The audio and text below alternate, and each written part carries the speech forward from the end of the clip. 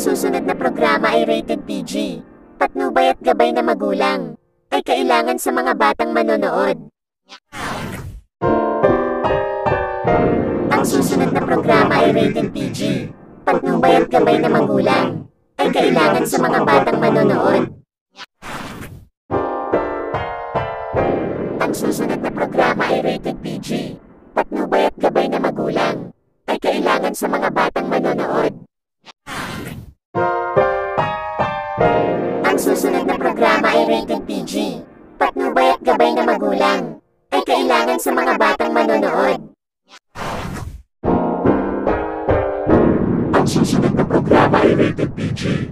Patnubay at gabay na magulang ay kailangan sa mga batang manonood.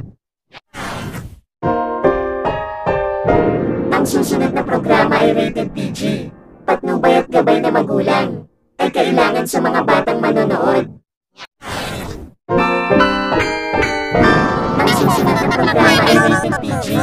Patnubay at gabay na magulang ay kailangan sa mga batang manonood. Ang susunod na programa ay rated PG. Patnubay at gabay na magulang ay kailangan sa mga batang manonood. Ang susunod na programa ay rated PG. Patnubay at gabay na magulang ay kailangan sa mga batang manonood. Ang susunod na programa ay rated PG. Patnubay at gabay na magulang ay kailangan sa mga batang manonood. Ang susunod na programa ay rated PG.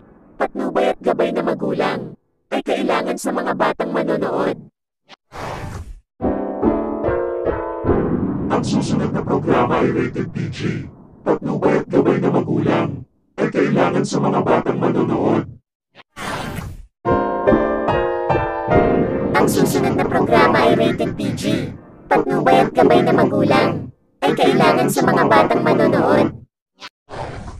Ang susunod na programa ay rated PG.